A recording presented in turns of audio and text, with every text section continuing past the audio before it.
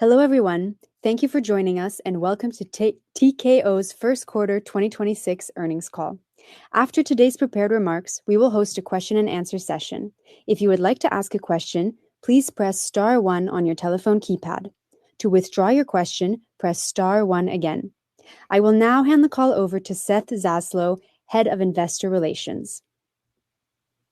Good afternoon, and welcome to TKO's first quarter 2026 earnings call.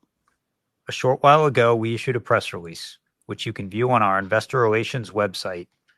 A recording of this call will also be available via our website for at least 30 days.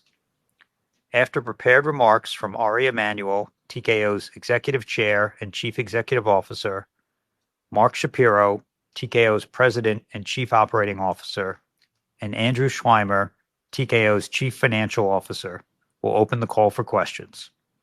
Mark and Andrew will be handling the Q&A. The purpose of this call is to provide you with information regarding our first quarter 2026 performance. I want to remind everyone that the information discussed will include forward-looking statements and/or projections that involve risks, uncertainties, and assumptions. Please see our filings with the Securities and Exchange Commission for further detail. If these risks or uncertainties were to materialize or any assumptions prove incorrect, our results may differ materially from those expressed or implied on this call. Forward-looking statements speak only as of the date they are made, and we undertake no obligation to update them in light of new information or future events, except as legally required. Our commentary today will also include non-GAAP financial measures, which we believe provide an additional tool for investors to use in evaluating ongoing operating results and trends. These measures should not be considered in isolation from or as a substitute for financial information prepared in accordance with GAAP. Reconciliations between GAAP and non-GAAP metrics can be found in our press release issued today, as well as the information posted on our IR website. With that, I'll now turn the call over to Ari. Thanks, Seth. 2026 is off to a formidable start, especially considering the macro environment.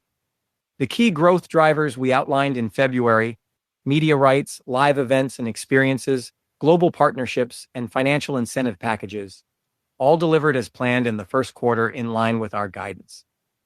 We are introducing our live events and experiences to new markets around the world while capitalizing on all the revenue generators inside our machine. And our newer properties, most notably Zuffa Boxing, are on accelerated growth tracks. TKO sits squarely at the center of a growing sports and entertainment ecosystem. As AI transforms how content is created and consumed, the value of our IP and properties increases. Our content is live, it's communal, it's scarce, and no algorithm can replicate it. Reflecting our conviction in TKO and its long-term value, we've announced an incremental $1 billion share repurchase authorization, complementing the existing program, which we expect will be largely complete in the near term. We firmly believe TKO is built for what's ahead. Mark will take you through the quarter in greater detail. Thanks, Ari. As we said on our last earnings call, 2026 is a year of execution. Q1 performance has now validated that focus. We're activating our new media rights deals. Our live events box office business has continued momentum, and as such, our financial incentive packages pipeline is growing. Q1 results reflect the uplift from new rights deals, demand in the experience economy, and progress toward year-over-year EBITDA growth in excess of 40%. Before I get into highlights from the first quarter, I want to address activity in the Middle East and neighboring markets. First and foremost, we are firmly moving ahead with our scheduled events. Building on a successful debut in 2025, UFC returns to Azerbaijan with UFC Fight Night Baku on June 27th. That same night, WWE hosts Night of Champions from Riyadh, Saudi Arabia. This historic TKO doubleheader reflects a commitment by us and our respective partners to bring world-class events to fans across the region, even and despite a challenging environment. I would add that following the news of PIF withdrawing its funding in Live Golf, our partners in Saudi Arabia have confirmed that will not be the case with TKO. Their commitment to our properties in 2026 and beyond is unwavering. As such, after these two events, we expect the remainder of our 2026 slate in the Middle East, comprised of 6 events, inclusive of UFC, WWE, and Zuffa Boxing, to take place as planned. The demand is real, our partners are committed, and we are leaning in. TKO benefits from having defensive model business characteristics. Now an update on our growth drivers, beginning with media rights. UFC's Paramount Plus debut on January 24th set the bar, reaching more homes than any UFC event in nearly a decade. But it was our numbered event in March that showed the real power and potential of this partnership. Our first CBS simulcast, UFC 326, was the most watched live UFC event since 2016.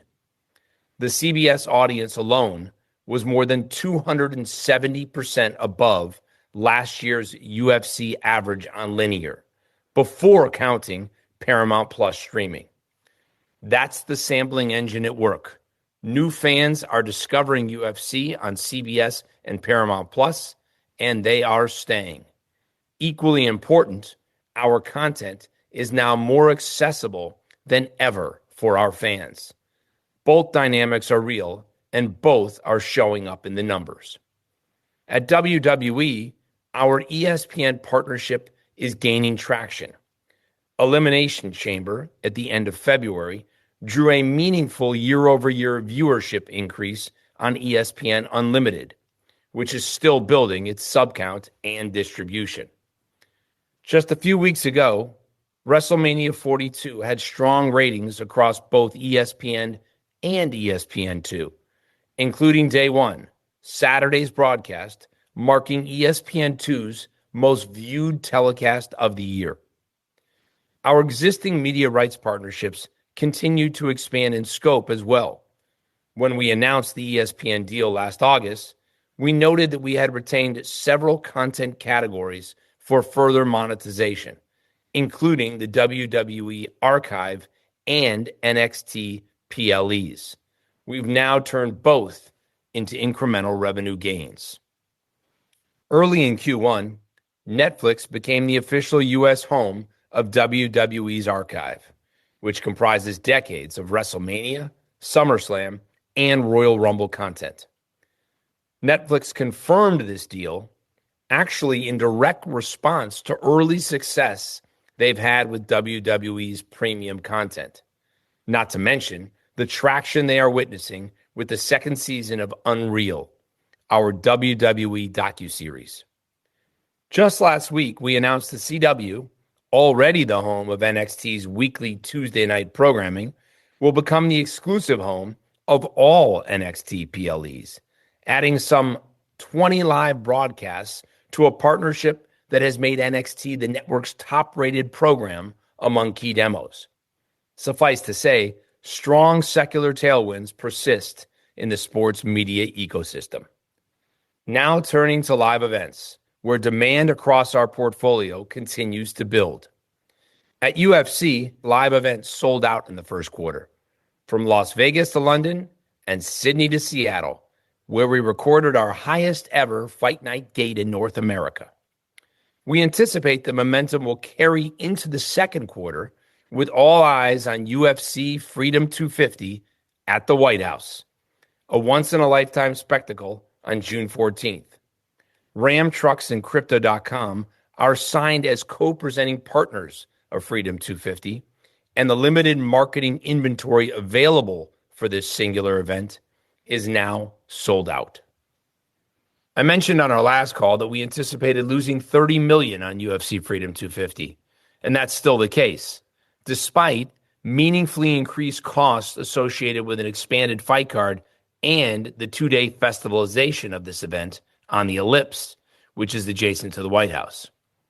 The UFC calendar keeps building beyond that, with financial incentive package-backed events taking place in Philadelphia and Serbia later this summer, further expanding our footprint into new markets with growing fan bases. On that note, at WWE, we successfully staged our first ever Royal Rumble outside North America, and Elimination Chamber in Chicago became the second highest arena gate in company history. Meanwhile, across our WWE main roster touring schedule, live events from Lubbock, which was on Valentine's Day, to Laredo, which took place just over a week ago, sold out. 2 months and just a 500-mile distance between the two cities, both sellouts. The underlying demand for our live events is indeed resilient and durable. Last month's WrestleMania 42 was a highly successful and profitable event. In fact, more than 106,000 fans showed up over 2 nights in Las Vegas, and financial incentive package economics were meaningfully ahead of last year. Now, separately, we fielded some investor questions on WWE demand and the state of creative, driven by online commentary and the year-over-year WrestleMania ticket sales performance. Let me say that we are not concerned about the ticket performance whatsoever, as it was unrealistic to expect year 2 growth in Las Vegas. And even with that, WrestleMania 42 was still one of the highest gates in WWE history and easily outperformed anywhere else we could have staged it. As it relates to the creative, there will always be periodic fan dissatisfaction around creative execution, commercial load, and celebrity usage. We listen to all the feedback. We do not turn a deaf ear. But these are not new criticisms. Lastly, both our global partnerships and financial incentive package targets are tracking as planned. Our pipeline is vibrant for our multi-year calendar of events and inventory, putting us in line for the guidance we have previously communicated. Pivoting to the balance of our portfolio, On Location successfully delivered the Milano Cortina Olympic Experiential Hospitality Program for more than 100,000 guests and closed the first quarter with meaningful LA 28 Olympic sales.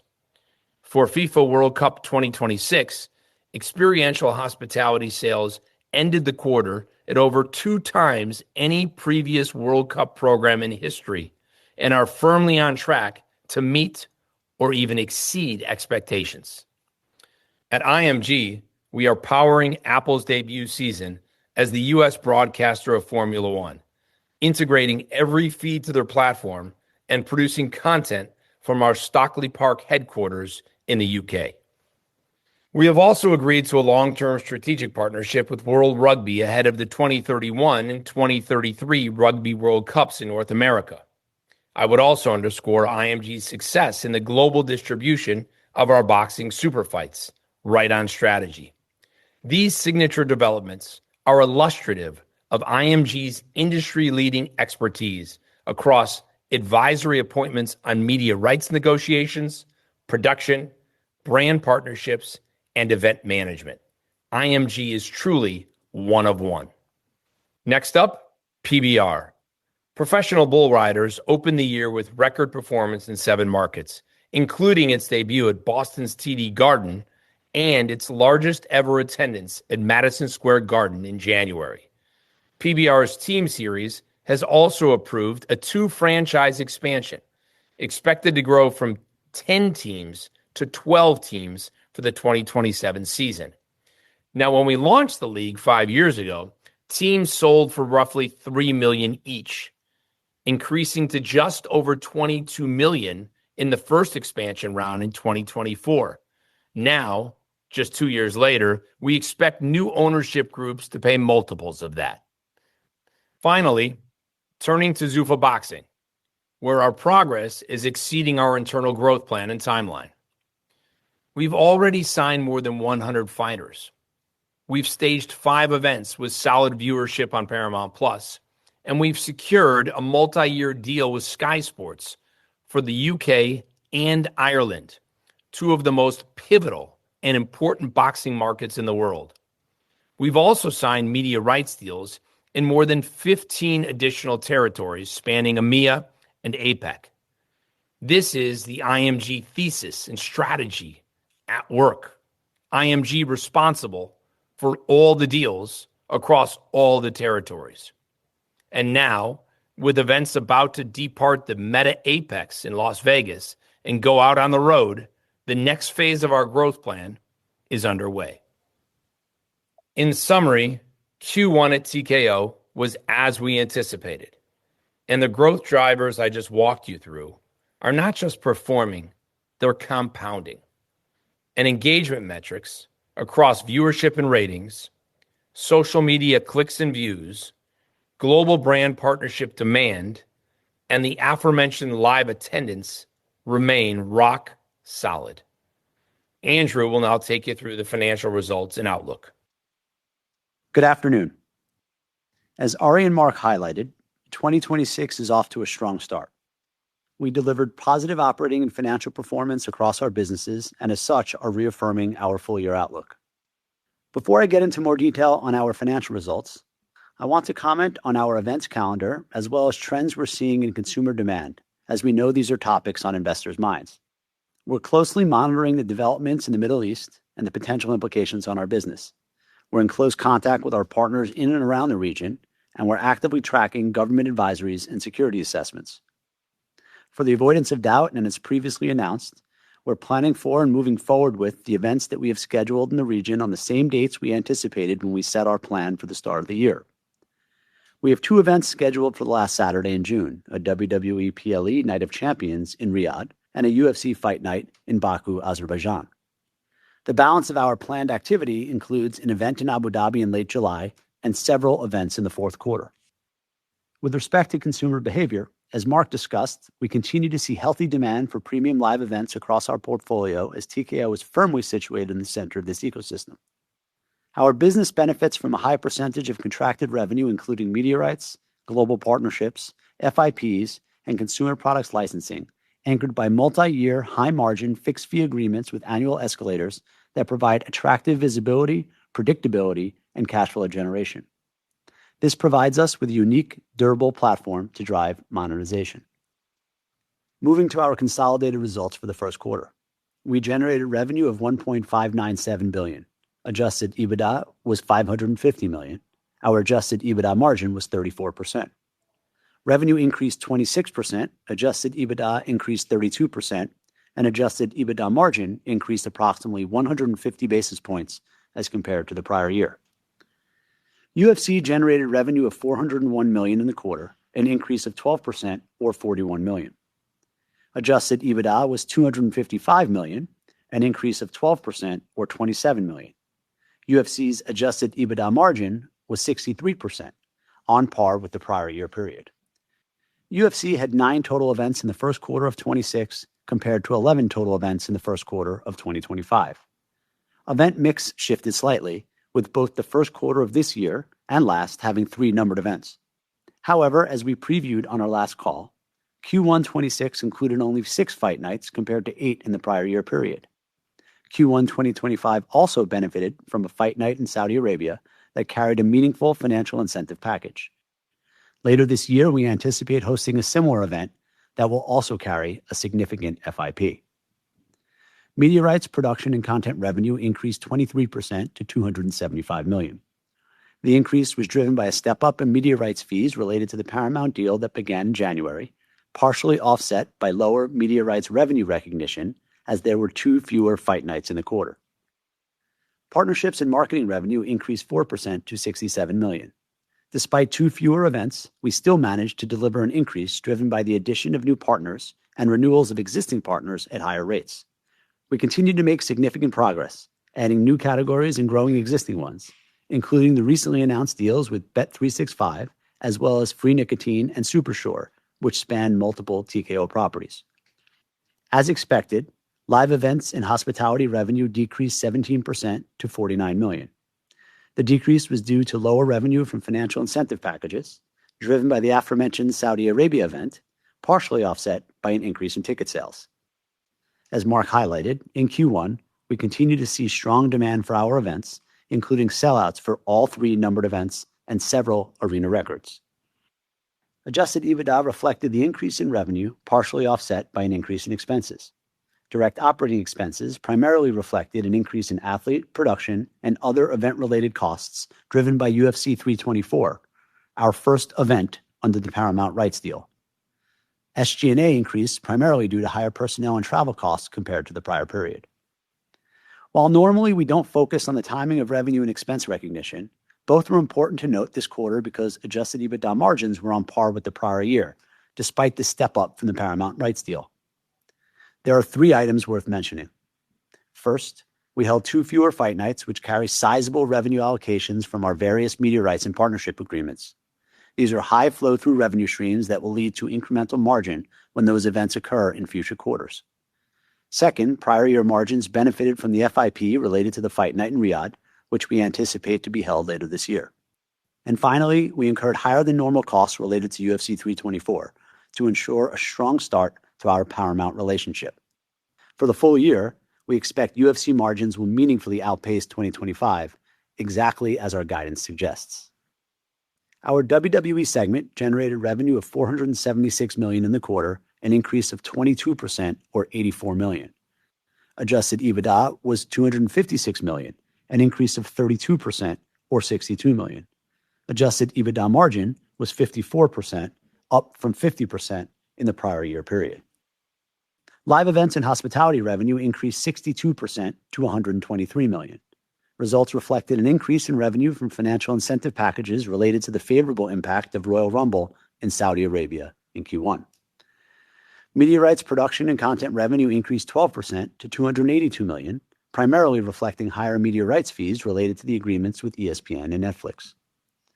Partnerships and marketing revenue increased 2% to $26 million, driven by new partnerships and renewals across multiple categories.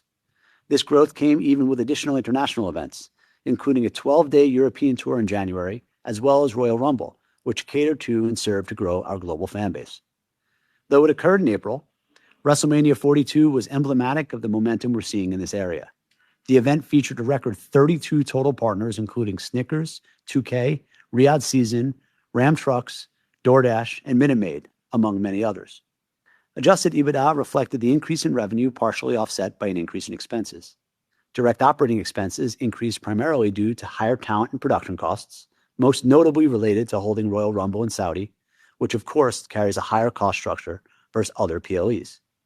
SG&A increased primarily due to higher travel costs, driven by an increase in the number of international events in the quarter. Adjusted EBITDA margin improved by 4 percentage points. The increase would have been even higher except for several timing-related items. We made a strategic decision to increase the number of NXT non-televised events. The goal of this strategy is based on a desire to get younger talent more experience in front of live audiences. We believe this will accelerate their development and readiness to join our main roster. The aforementioned European tour also resulted in an increase in international events compared to the prior year. While our international shows tend to have lower margin profiles due to increased travel and logistical costs, we believe they serve to increase fan engagement and overall monetization. As with UFC, for the full year, we expect WWE margins will meaningfully increase compared to 2025. Shifting now to our IMG segment. We generated revenue of $655 million, an increase of 38% or $179 million. Adjusted EBITDA was $97 million, an increase of 32% or $24 million. Adjusted EBITDA margin was 15%, on par with the prior year period. As we previewed on our last call, the increase in revenue primarily related to the favorable impact of the Milan Cortina Winter Olympics at On Location, which was on plan and in line with our guidance. Revenue at the IMG business increased slightly over the prior year period, as new production agreements and boxing commissions were offset by the absence of the Arabian Gulf Cup, which is a biennial event. Adjusted EBITDA primarily reflected the increase in revenue, partially offset by an increase in expenses. Expenses reflected costs related to the Milan Cortina Olympics, as well as continued meaningful planned pre-spend for LA28, namely to support increased sales efforts, which Mark highlighted are off to a strong start. Corporate and other generated revenue of $74 million, an increase of 36%. Adjusted EBITDA was negative $58 million, an improvement of $19 million compared to the prior year period. The increase in revenue is primarily driven by higher media rights and partnerships revenue at PBR, as well as higher management fees for services related to our boxing initiatives. Adjusted EBITDA primarily reflected the increase in revenue and a $22 million decrease in costs related to the absence of allocations of Endeavor corporate expenses under its ownership of IMG On Location and PBR.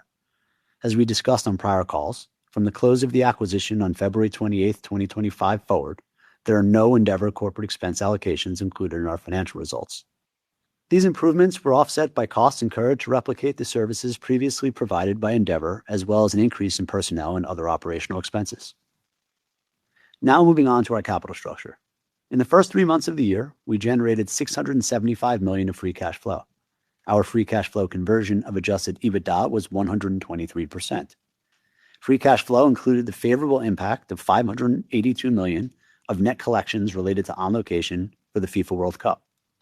Free cash flow also included the unfavorable working capital impact of UFC's new media rights deal with Paramount. As with prior years, first quarter cash flow was also impacted by annual bonus payments as well as negative working capital related to the seasonality of our businesses. As Ari conveyed, maintaining a robust and sustained capital return program remains a top priority for us. In the first quarter alone, we returned approximately $1 billion of capital to equity holders through our dividend and share repurchases. On March 31st, we made our quarterly cash dividend payment from TKO OpCo of approximately $150 million, or 78 cents per share.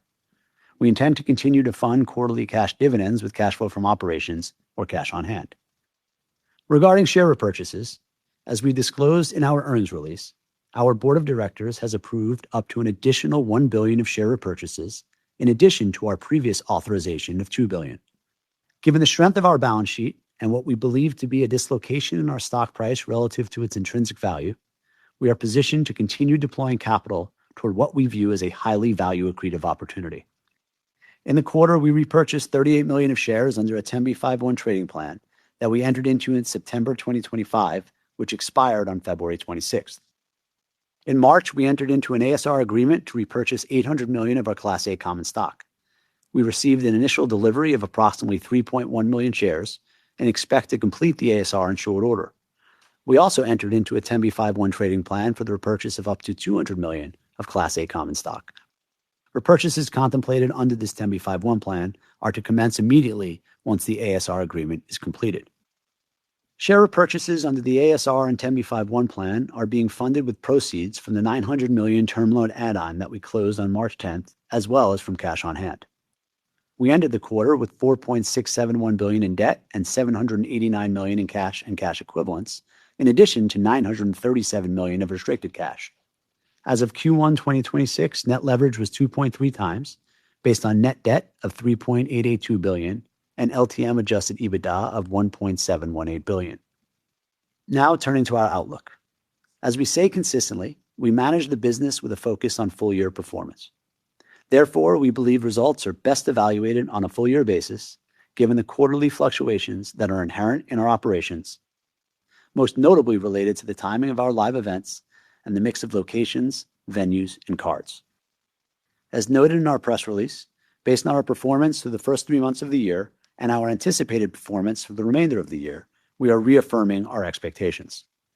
For full year 2026, we continue to target revenue of $5.675 billion to $5.775 billion and adjusted EBITDA of $2.24 billion to $2.29 billion.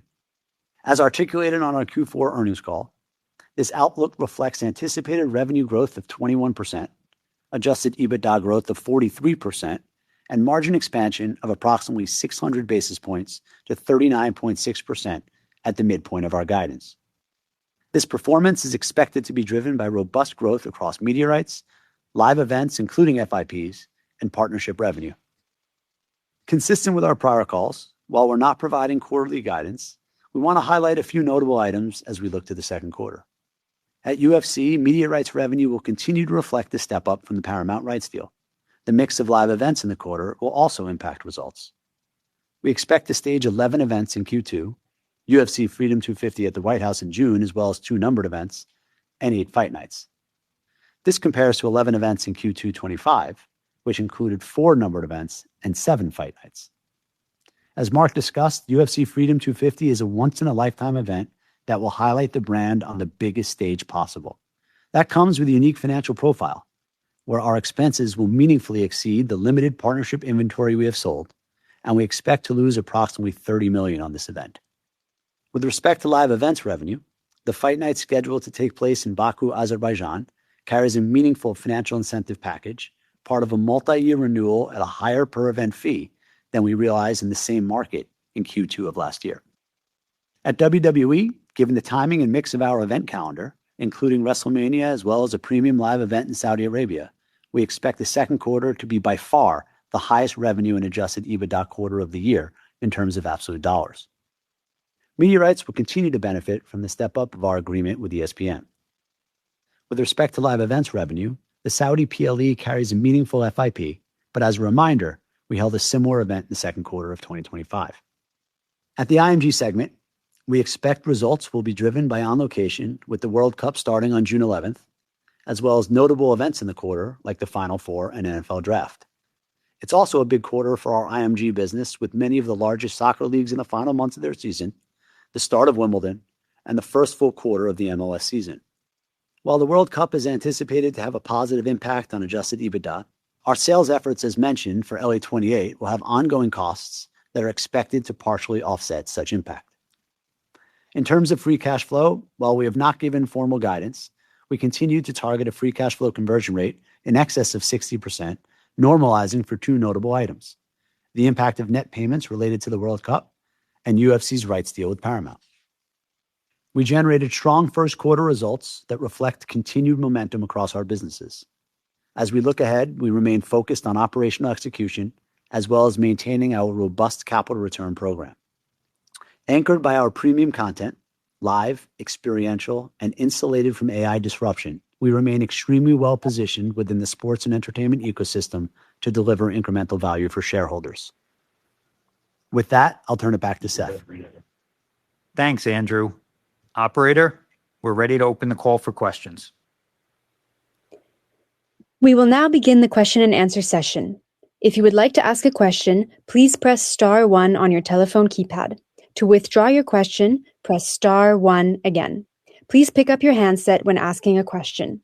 If you are muted locally, please remember to unmute your device. Your first question comes from the line of Brandon Ross with Lightshed Partners. Please go ahead. Hi, everyone. Thanks for taking the questions. You guys have unlocked a ton of monetization at both UFC and WWE over the last several years.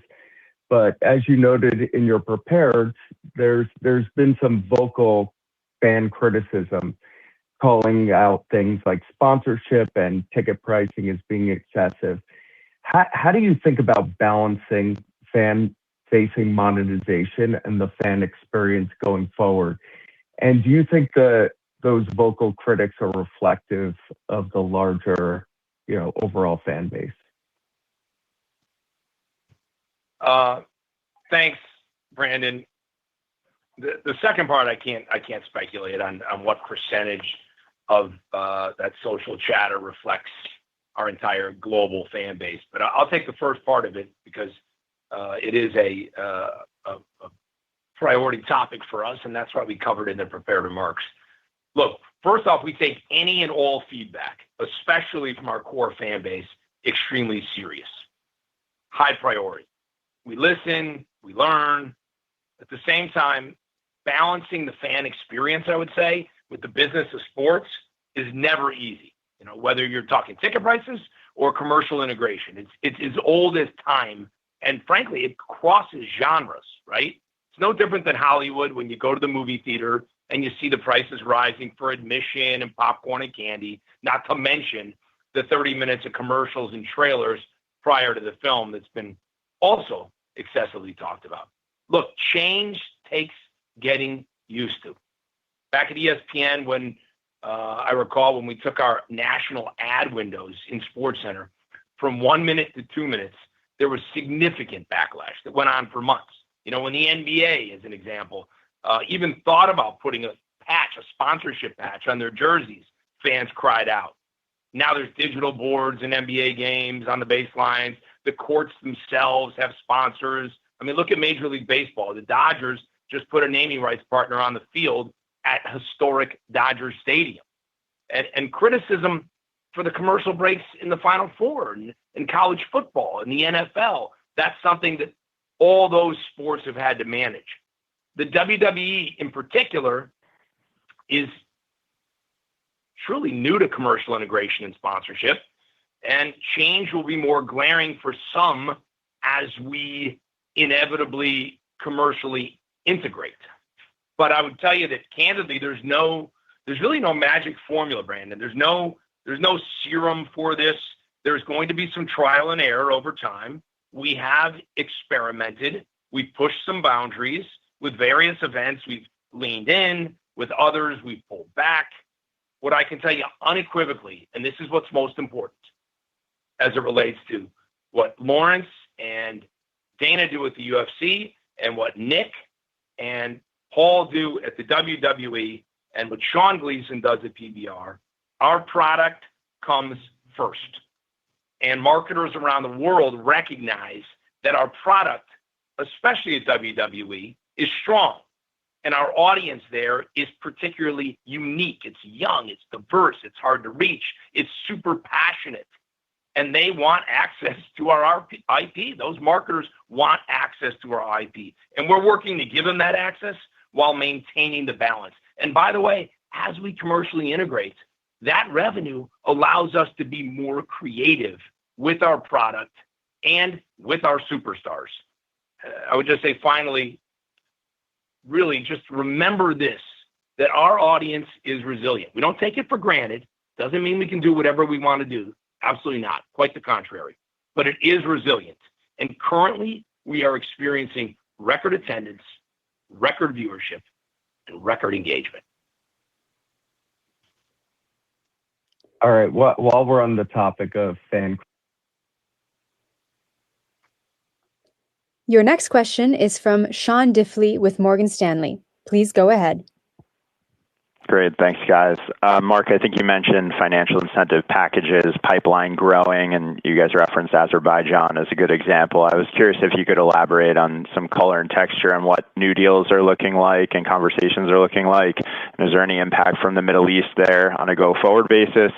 And then curious as, Peace Guy and WBD potentially combine what that could mean for UFC and Zuffa in terms of, HBO plus Paramount Plus and a combat sports super app. Thanks. Yeah. First off, Sean, let me just say it sounded like we cut off Brandon. So Brandon, if you're listening or still on, or maybe you got disconnected, just hit back and we'll come back around to you. Sean, you had a bunch of questions there, and we'll of course cover the board. Look, we're excited about this Paramount WBD combination. I can't really comment on who's going to carry us, who's not, who's going to promote us, who's not, who's going to market us, who's not, how much, when, and where.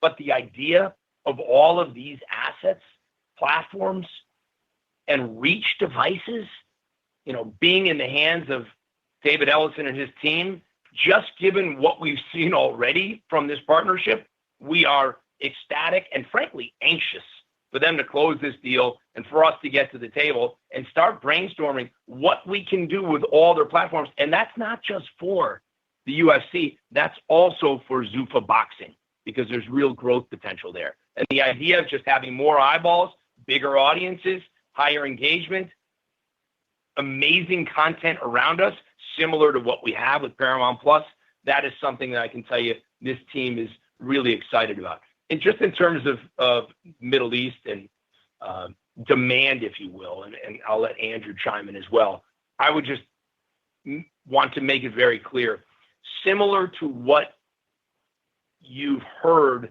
on the earnings calls with Live Nation and the Walt Disney Company, we have seen no consumer pullback whatsoever. and I'm speaking from a global perspective.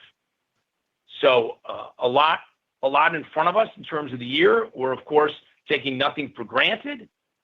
We don't know where this is all going to end up. It feels like every other day we're hearing that it's just about over and President Trump has a deal, only for it not to be. But there seemed to be some good news this morning. Bottom line is we're on track. You heard my prepared remarks. Our partners are on track. They want us there. They're thirsty to have us there. I think they're frankly thirsty to tell the world they are not just open for business, they are hungry for business and events. And, Royal Rumble was a huge hit for us earlier this year in Saudi Arabia. Highest grossing gate Royal Rumble. Of course, we don't take in that revenue. We get a FIP, but it was just a massive turnout and a massive sellout for Saudi and our partners there. And they want more. And we have more coming. We have 6 more events through the course of the year between Zuffa Boxing and WWE and UFC in the region. And most of those are in the fourth quarter. So we have some time, and we have zero doubt that those are going to go off. And the demand for FIP is still strong. Our guidance is where it is. We've communicated that in the past, and we stand by that. Andrew, on the guidance?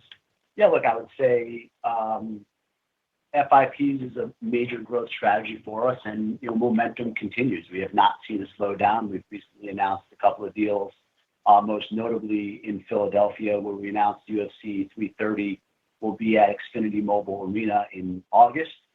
That's with an FIP, so domestic demand for high premium intellectual property.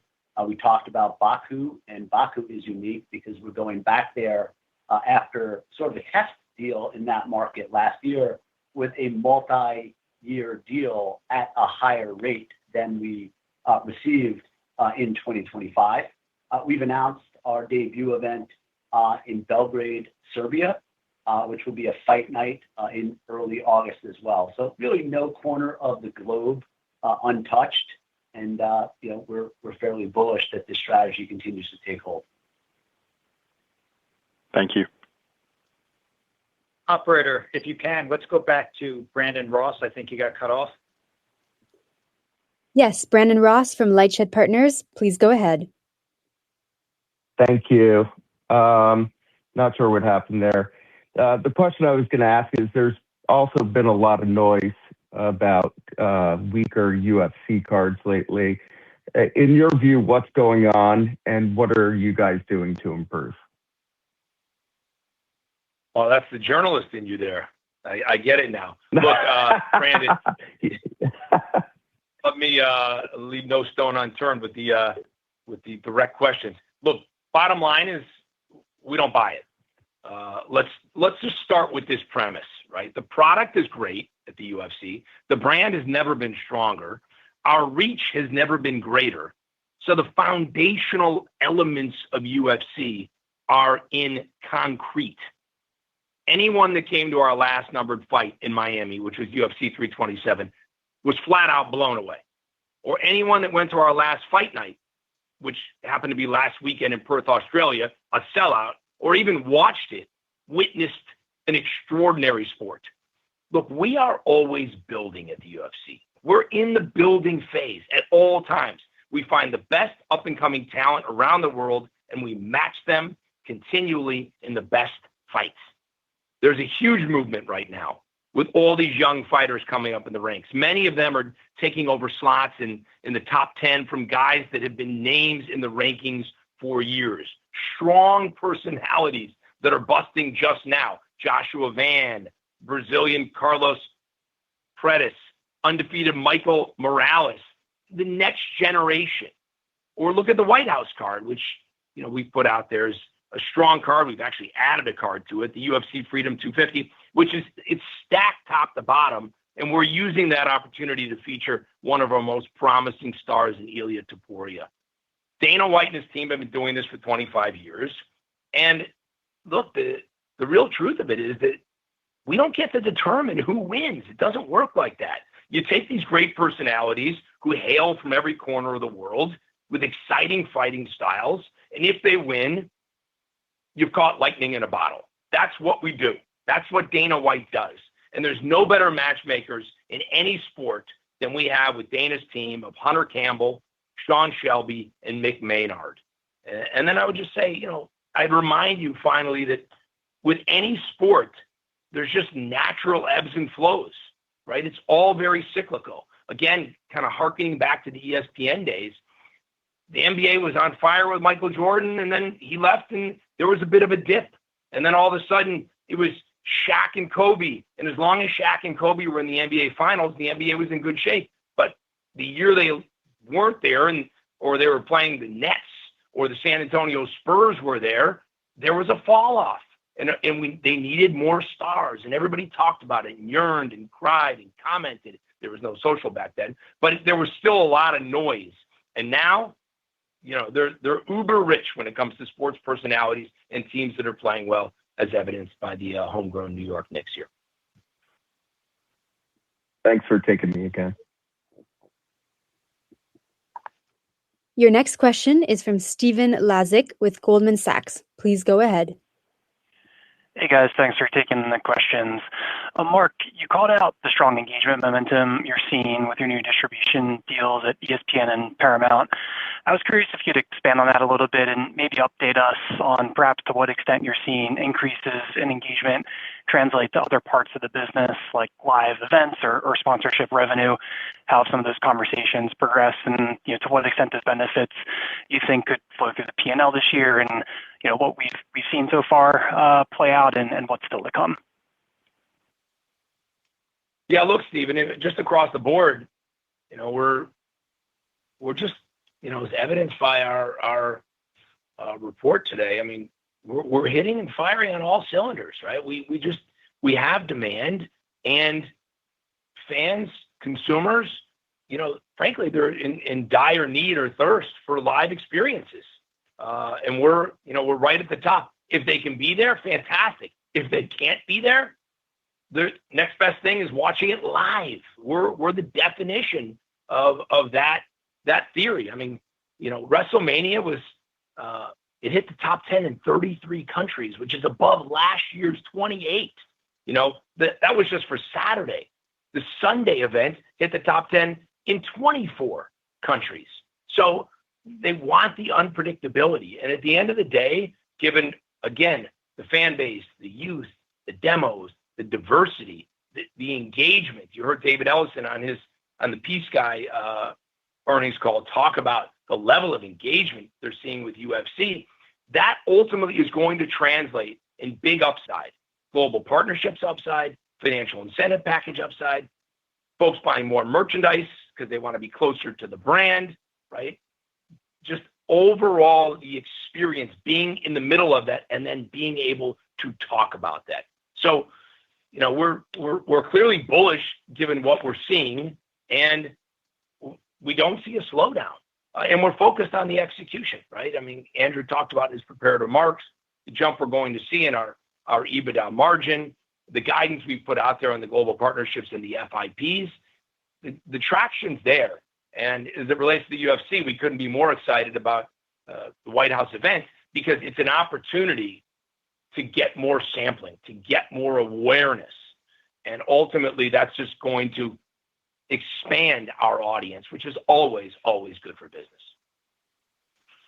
Great. Thanks for that. And then maybe just on the partnership and marketing front, maybe for Andrew, I think growth decelerated in the first quarter quite a bit. I was just curious if you could talk a little bit more about the puts and takes of the first quarter revenue growth dynamic, and then how we should expect growth in this line item to progress as we look into the balance of the year across both the UFC and WWE.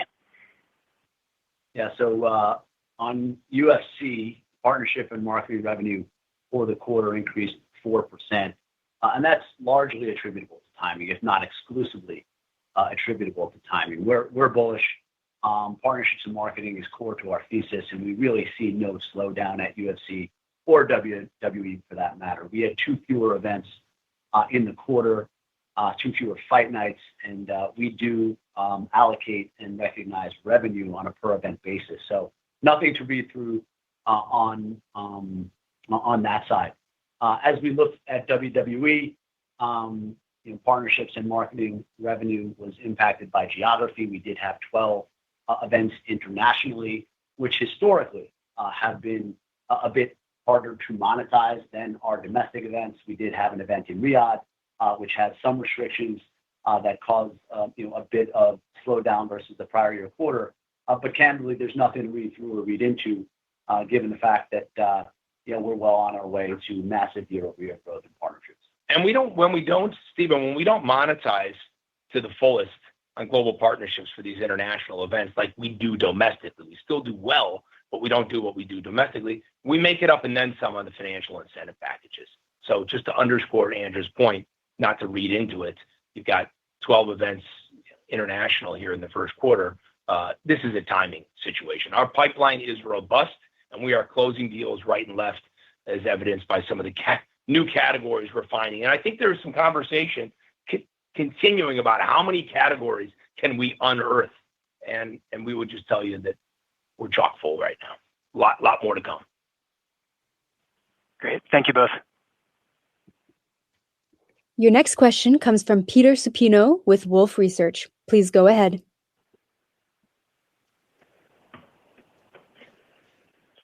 Hi, good afternoon. I wanted to ask about the segmentation of demand. If you guys could share any color on how you see consumers at various price points acting across WWE and UFC, and how that informs your strategy going forward in terms of trying to maximize your revenue on a given night. And then if you also would talk about the success of UFC on Paramount Plus. Obviously, that bigger stage is great for the brand, and I wondered how you expect that to show up across the business over the next few years. Thank you. Yeah, I mean, it's a little more of the same, Peter, in terms of how it's going to show up across the business. Look, they'll use all the bells and whistles and platforms they have at their disposal and what's to come with Warner Brother Discovery to ultimately get our content to a larger audience. And as that audience converts, and it will do that. I mean, that's MMA, right? Think of where it was 20 years ago versus where it is today. Our fan base will grow, and as the fan base grows, it just ultimately fuels all these revenue-generating opportunities and pipelines that we have. So we're bullish on that partnership, and frankly, we're bullish on the marketing power of their platforms. In particular, and while we're just getting a little bit of taste of CBS here and there, that has proved to be a very powerful platform for us. And as you heard on the P Sky call, the average age of our audience is significantly younger than the average Paramount Plus viewer, which helps them. The engagement has been strong. I mean, we're talking millions of minutes that they're watching. And I would say, importantly, they're not just watching the fights, they're watching the ancillary program, similar to what's happening with Unreal on Netflix as it relates to the WWE and the success they're having there with Raw. So look, wider audience, wider reach ultimately equals a larger fan base, and a larger fan base ultimately is something that we will work with our partners to monetize. On the ticket front, look, we're not going to get into specifically how we break out our yield monetization strategy or the AI dynamic pricing tools that we use. But suffice to say, we like what we're seeing. Our gates are strong, and we're more focused on making sure we deliver on the experience that folks are coming out to see. And we believe that coming out to see, as I've already said, is going to continue to really substantially increase. You know, when you have a 4-day work week becoming a standard in the office, I'm talking about, as it has with many countries across the globe, leisure demand stops being concentrated into a Saturday night. It starts spreading into shoulder days. People crave physical aggregation, and that plays right into our strategy. Thanks, Mark. Your next question is from Ryan Gravitt with UBS. Please go ahead. Hey guys, thank you. 2 questions for me. I guess first on the PBR, I guess coming off the new rights deals you signed last year and and the expansion of the team series planned for next year, how should we think about the opportunity for growth at that property and the level of EBITDA contribution that it could drive for the company? And then Andrew, I think it was about a year or two ago when you first talked about your comfort in operating the business at up to 3x leverage. I'm just wondering if your thoughts around leverage have changed at all now that you have, all those media rights deals locked in through the end of the decade. Thanks. Yeah, so I'll hit the PBR, and actually I'll take the entire question, Ryan. On as I reported, our corporate and other segment where PBR sits generated revenue of $74 million in the quarter, which is up 36% over the prior year period. A couple of factors that drove that very impressive growth. Boxing obviously is in there as well, but PBR and PBR media rights and just traction in that business, is something that we're very, very excited about driving year-over-year increases. We anticipate there to be continued growth at PBR, which will be reflected in that segment, and it's high margin growth, analogous to what you see in both the WWE and UFC segments. Look, we have an extraordinary financial position. Our balance sheet is strong. We're highly free cash flow generative. We are looking to continue to commit to deploy and return capital to shareholders. As you saw today, as in our press release and our prepared remarks, our board has authorized another $1 billion of share repurchase for us to be opportunistic to the extent we continue to believe there to be a dislocation from geopolitical uncertainty in our stock price. We are just about complete with our ASR, which will then shift to a $200 million 10b5-1 plan. When that's all said and done, we now have $1 billion in our toolkit to put to work as authorized by our board. So how we finance that, is TBD. I'm comfortable with our leverage level. I'm comfortable at a higher leverage level because we will naturally de-lever over time by virtue of the robust growth characteristics of this company. So, you can just pull it forward to 2.3x that we are today at the midpoint of our guidance range, assuming no incremental debt, will be well below 2x. And that obviously is an extraordinarily comfortable place to be. And that's not to say we wouldn't look to add more given the natural deleveraging characteristics. Got it. Thanks, Andrew. Operator, why don't we take one last question, please? Your last question will be from Brett Navon from Bank of America. Please go ahead. Good afternoon.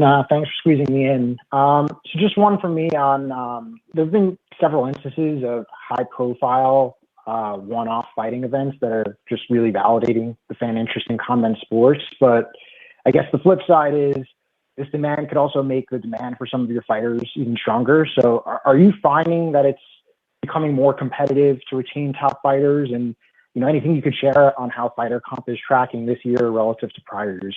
Thanks.